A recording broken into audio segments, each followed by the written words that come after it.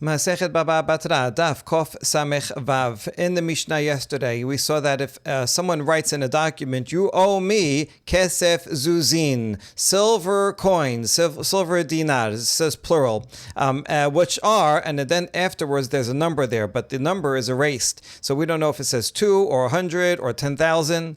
In that case, the person that's holding the document, that's going to collect money with it, can only collect 2 because if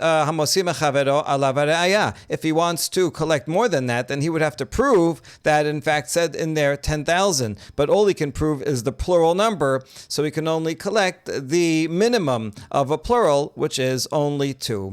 Now we're going to quote a baraita, and the Gemara is going to expand on some similar cases.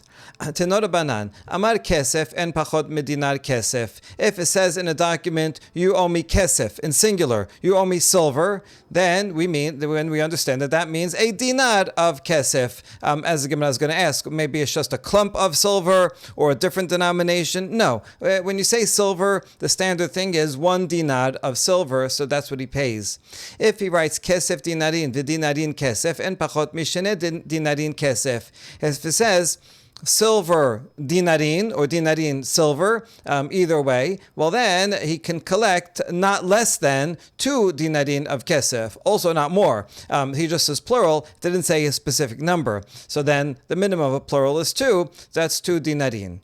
However, if he writes in the document kesef be dinarin and pachot mi bishne dinarin dehav kesef, it says silver in dinarin. Now, what does that mean? If you want to collect 2 silver coins, then you'd say kesef dinarin. What does it mean, silver in coins? That suggests that these dinarin are not referring to silver coins, but to gold coins. This is a bit confusing. Gemara is going to explain further, but the word dinar can refer to a silver dinar or a golden dinar. And therefore, when he says silver in dinarin, then that means he has to give silver. How much silver?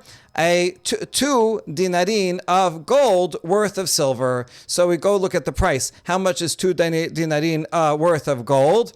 What's the equivalent in silver? You have to hand over a clump of silver that is worth 2 dinarin of gold, which would be a lot. But that's what that means. Okay, that's the first half of the baraita. We're going to analyze it. Amar mor, kesef en pachot medinar kesef. Ve'ema nascha. When you say just the word kesef, then that means he has to pay not less than 1 dinar of kesef. How do you know he means a coin? Maybe it just means a clump of silver, which could be less than a coin, than a dinar's worth.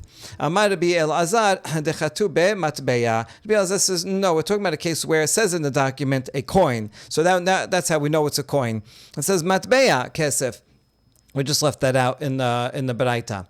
Ve'ema perite. Now, how do you know when it says kesef that it's a dinar? Maybe it's a smaller denomination, a peruta. Peruta is the smallest denomination of coins that they had. So maybe it means a silver peruta. How do you know it means a silver dinar? Amarav papa Batra de la segi perite de chaspa. This baraita is referring to a place where they do not circulate a silver peruta. Peruta is like a penny. And there's a reason why a penny is made out of copper and not out of silver or gold. It's just a tiny amount. So if you make it out of silver, then it's going to be just this little thing that'd be easy to lose. So this is a place where they do not make peruta coins out of silver, and that's why it obviously doesn't refer to silver. It refers to a standard thing that's silver, which is a dinar. Tenor banan. Second half of the braita says the same thing regarding gold. Dehab en pachot midinar dehab. If it says you owe me dehab, you owe me gold, then that means 1 golden dinar. Dehab dinarin v'dinarin dehab en pachot mishene dinarin dehab. If I have a document that says you owe me gold dinarin or dinarin gold, then that means at least 2, not less than 2 dinarin of gold. So that's how much I can take from you. Dehab dinarin and pachot mi bishne dinarin kesef dehav. And now if he says gold in dinarin, what do you mean gold in dinarim? Just say gold dinarim. Oh, that means that you have to pay gold. How much gold? 2 silver dinarins worth of gold. How much is 2 silver dinarin? Because it says dehav and bedinarin, we assume the dinarin here is in fact referring to silver. The Gemara is going to explain further what the difference is between the Resha and the Sefa. So we assume that the dinarin here refers to silver dinarin. I want, and that's plural, the value of 2 silver dinarin, but I want it paid in gold. So just a little tiny bit of gold will be paid. Amar mor dehaven pachot midinar dehav ema nascha. Same question. When you say you owe me gold, how do you know that it's a dinar of gold? Maybe it just means a little clump of gold, and not a coin, which would be much less. Amar Rabbi Elazar dechata matbeya. Rabbi Elazar says no. The Braita is assuming a case where it says the word matbeya, a coin, in the document. Vema periten. Maybe it means a peruta. A golden peruta, which is a very small amount, the smallest type of coin that happens to be made out of gold. And the answer is, there's no place where people make a peruta out of gold. It would be like a golden penny. You couldn't have a piece of gold that's worth only a penny. Nobody would use a valuable metal like gold to make something that's worth so little. It would just be a little speck of dust. So it wouldn't be manageable, and therefore obviously does not mean a peruta. If you say just gold, gold coin, then it refers to the standard, which is a dinar. Zahav bedinarin and pachot mibishne dinarin kesef zahav. Now, but second Braita said, if you say zahav in coins, then that means you have to give gold, a little clump of gold. How much? 2 silver coins worth of gold. How do you know it means that?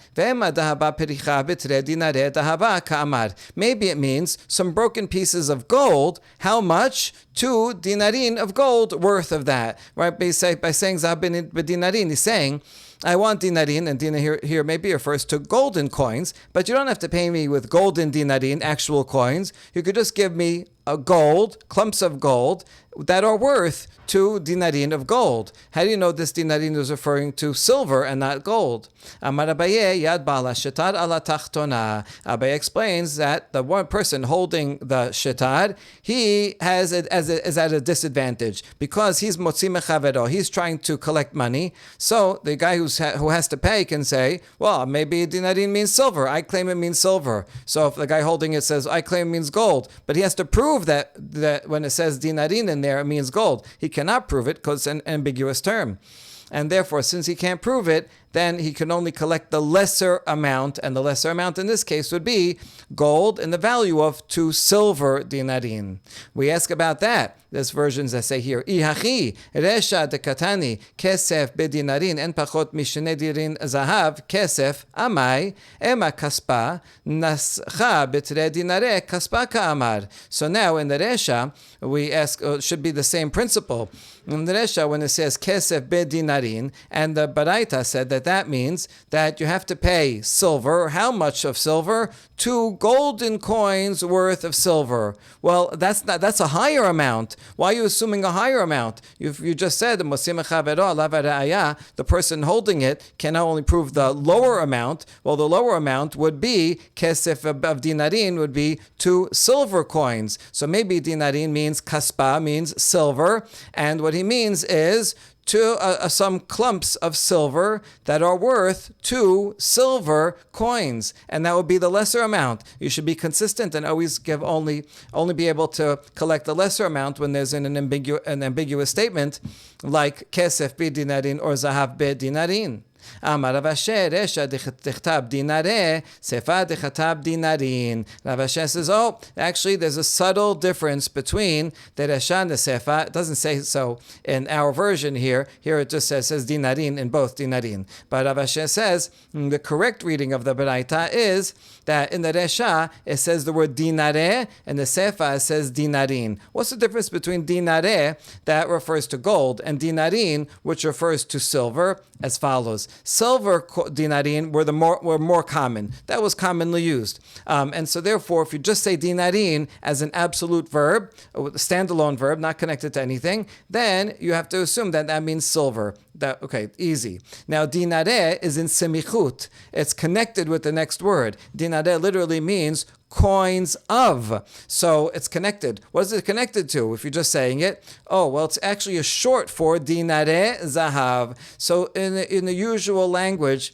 people will say dinarin, plain to refer to silver, and dinare zahav when they want to refer to gold. Now, dinare zahav, sometimes they'll shorten to just dinare, and it means, also zahav. And so that's why in the Resha, when it says dinare, that's how we know it was referring to silver, and that's why in the Resha, when he says kesef bedinare, should say dinare here, so that means that you have to give silver. How much? 2 golden coins worth of silver, because it says the word dinare. All right, that's a good answer. Now, how do you know that there's a difference between dinare and dinarin? Can you have a proof that these words are used in this way? And the answer is yes. The Tanya.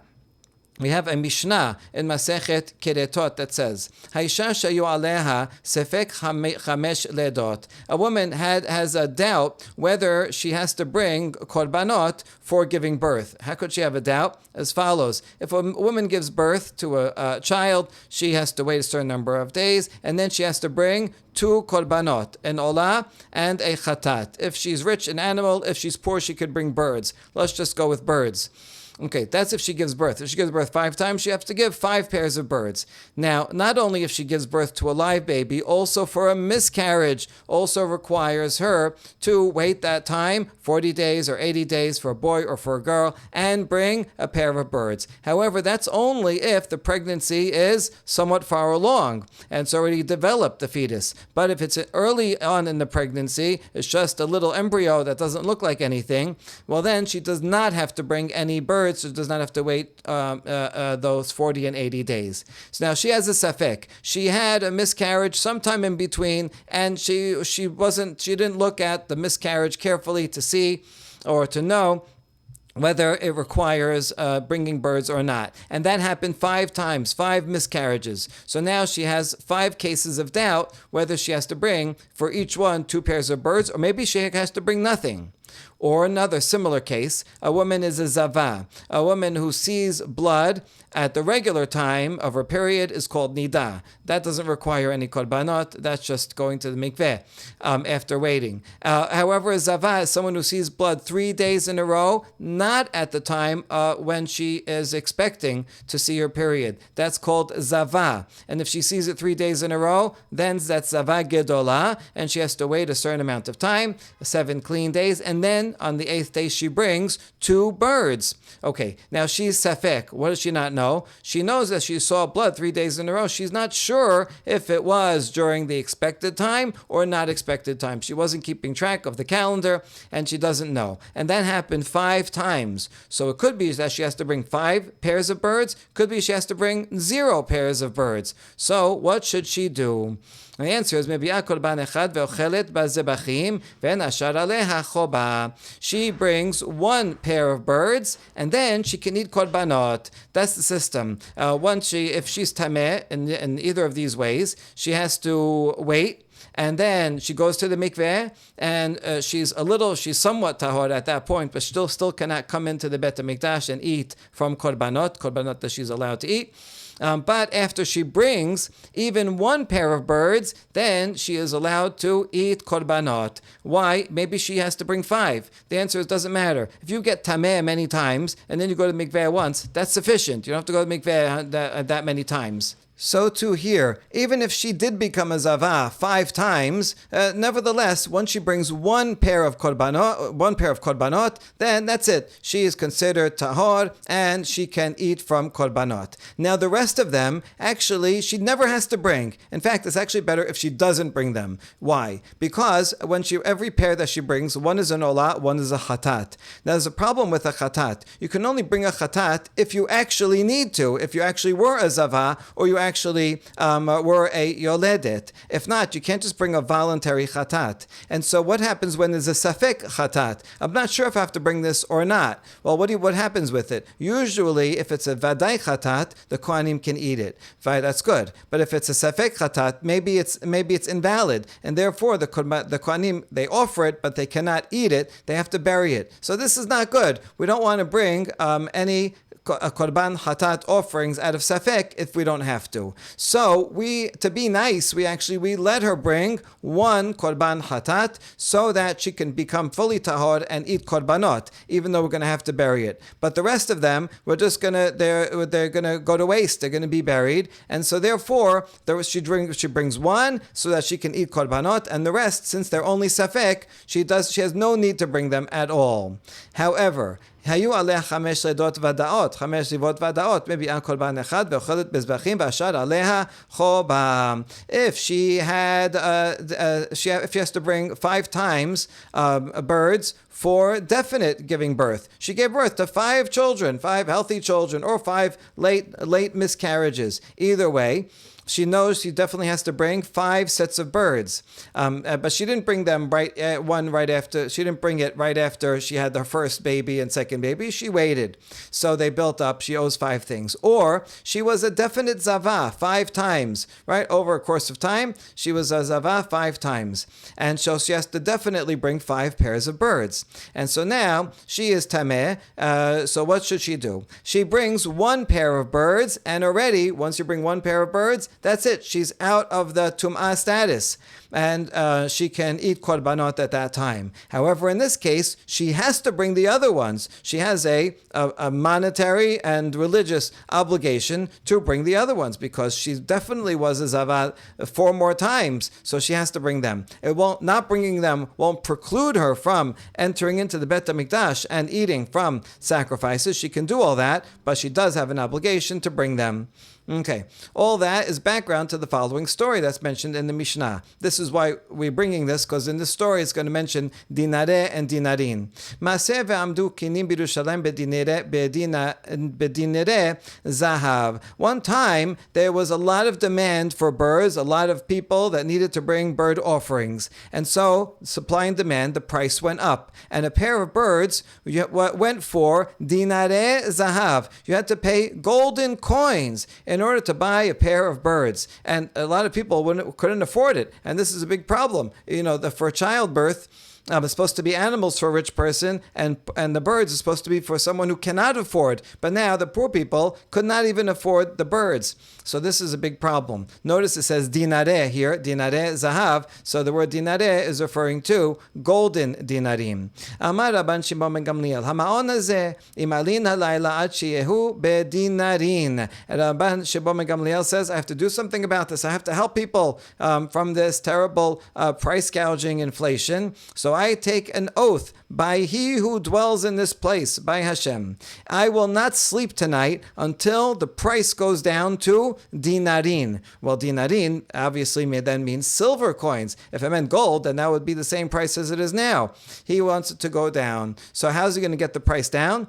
He announces, Nichnas לבית דין ולימד, האישה שהיו עליה 5 עדות ודאות, 5 זיוות ודאות, מביאה קורבן אחד ואוכלת בזבחים, ואין השאר עליה חובה. So he went into Bet Din and he taught the following halacha, a revision of the halacha that we just saw. If a woman has to bring 5 pairs of birds because she definitely gave birth 5 times, or she has to bring 5 pairs of birds because she was a zava, for sure 5 times, well then the halacha is not as you heard before. Rather, the halacha is that she brings 1, and after she brings the first one, she can eat korbanot. That's the same as before, but here's the chidush, and the other 4 pairs she does not have to bring. This was the halacha for safek, and so Rashbag's chidush is that from now on, the other ones you don't have to bring at all. This is a tremendous chidush. He's changing the law.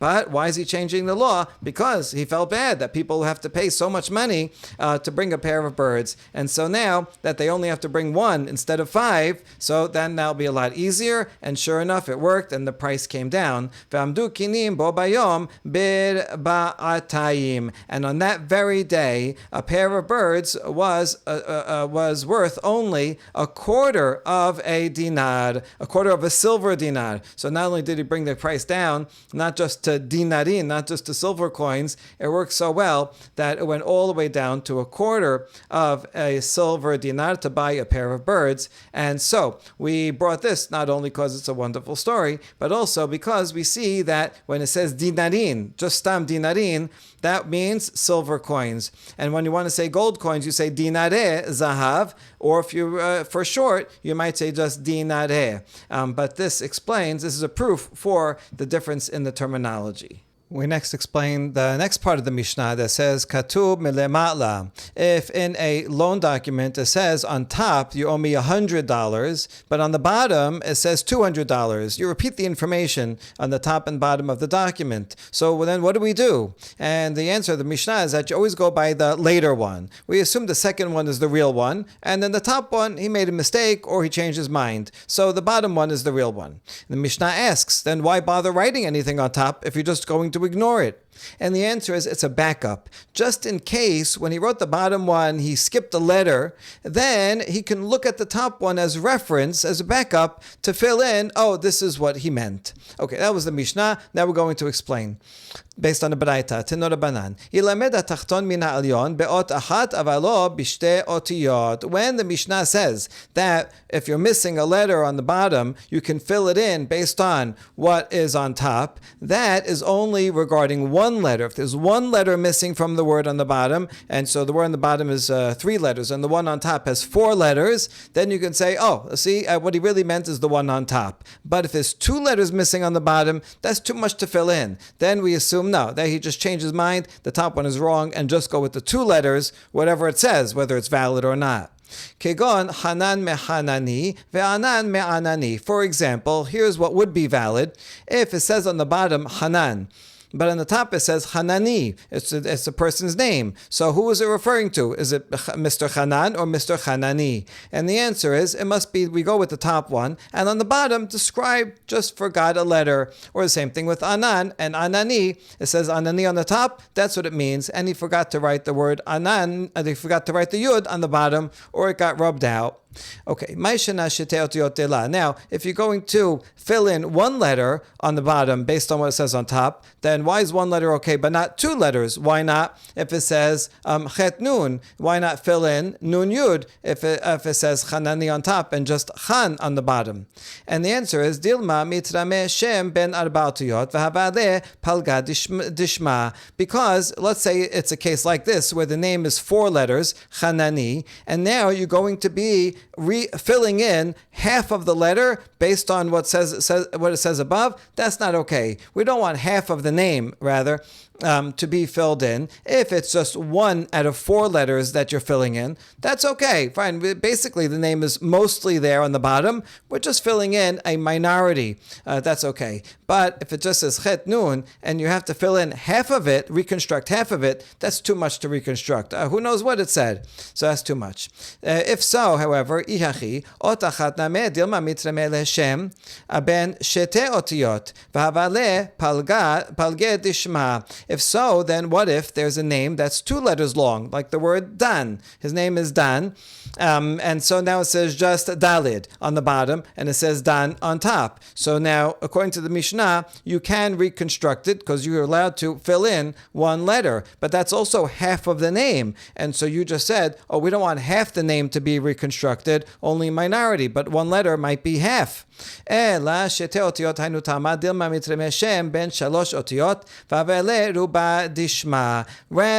what we're worried about is not a 4-letter name, but a 3-letter name, where if you fill it, if it's just 1 letter left, and on top it says 3 letters, on the bottom it says 1 letter. If you're going to reconstruct and fill in 2 letters, that's not just half. Half is okay. This would be a majority, and that we are not going to fill in a majority of the letters, 2 out of 3. So that's why 1 is okay, but not 2. And no one has a 1-letter name, so you don't have to worry about that. And there's nobody with the name Tet, right? Mr. Tet, come here. So the shortest would be 2 letters, and if so, even if 1 letter is missing and you fill it in, that's half. Half is fine, but not a majority. And therefore, if you allow 2, then it would be 2 out of 3, and that would be a majority. So that explains it. Amar Rav Papa, Peshita li sefel melamatla kefel milemata kol olech achar hatachton. The Papa says, let's say it says on top of the document, you owe me a sefel, which is a cup. And on the bottom it says, you owe me a kefel, which is a garment. So not only if it says 100 on top and 200 on the bottom, we go by the bottom. Also, if it's a different item, a cup is worth less and a kefel is worth more. And so we go by the bottom. Hakol holech achar hatachton. That's the principle that we just said. So that's an easy case. Ba'er Papa. Here's the hard case. Kefel milama'la vesefel milamata mai mi chayshinan lizvuv o la teko. Let's say it says the word kefel on top and sefel on the bottom. So you could follow the same principle and say, well, these are different things altogether, and you should go by the bottom. And so sefel is what he owes. Is that true? Or maybe we should follow a fill-in approach. And maybe what happened is that a little fly came and slurped up a bit of ink. And here's what actually happened. It says kefel on top. And it's really supposed to be kefel. And then he got to the bottom and he wrote kefel also. He wrote a kof. But then a fly landed just on the bottom. Look how similar these letters are. If you just erase a little bit of the bottom of the kof line, then it would look like a samech. So maybe we should treat the case this way. It says kefel on top. It actually said kefel on the bottom, but a little bit got erased. And so now it looks like it says sefel. But you said you're allowed to reconstruct one letter. So you should be able to reconstruct a piece of a letter also. And it must be meant kefel. And some of the samech, some of the kof got rubbed out. It looks like a samech. So what do we do? Is it that? Or because it does look like a word now, sefel is a word, with a samech, maybe it actually is referring to a cup. And a teko, we leave that question unresolved. Lastly, hahu dechatab be. You have a document that says you owe me 600 and a zuz. 600 what? 600 gold, 600 silver. We don't know what 600 means. We're just 600 and a zuz. What does that mean? Shelacha rav shere biakamed abaye. Shit mea istere vezuza or dilma shit mea perite vezuza. Does this mean 600 istere? Istere is the same as a sela, which is 4 dinar. So this would be a large amount. That would be 600 sela. And a zuz. A zuz is a quarter of an istere. So that would be 600.25. 600 and a little bit of change. That would be a high amount.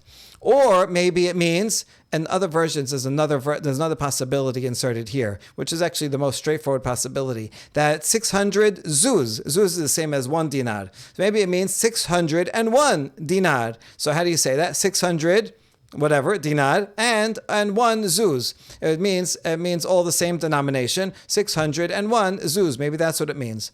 Or Dilma, maybe it means 600 pirutot, tiny amount, 600 pennies, and a zuz, which is a much bigger amount. So, which one does he mean when he says 600 without saying what type of coin? Then what do we say? Amale dal perite de la katbi bishtara de asuche maskan lehu mishavye lehu zuze. My amart. So he says, of the 3 possibilities that you mentioned, you could take away the last possibility that it's a peruta. Nobody would say 600 perutot. It's like saying 600 pennies. No one says 600 pennies. You change it into a higher denomination of a coin. All right, so that's not written in a shtad because you're going to combine it into a larger denomination, and you're going to then change it into zuzeh. Instead of saying 600 pennies, you'd say $6. So we take out that possibility. My amart. What about the other 2? Shit mea istere vezuza, shit mea zuzeh vechad zuza, yad ba'al ashtad ala tachtona. The other possibilities remaining are that he meant 600 istere. That's the same as 600 sela. That's 4 times 600 zuz, and a zuz. So, tiny amount. That would be 600 sela and a quarter of a sela. Is that what he means? Or does he mean 600 zuz and 1 zuz? It's all the same denomination. Well, in that case, we say, the person holding the document is at a disadvantage. Leave it to him to prove that he meant the higher amount. If he can't prove it, then it's going to be the lower amount, and so he can only collect 601 zuz. Baruch Adonai Le'olam. Amen ve'amen.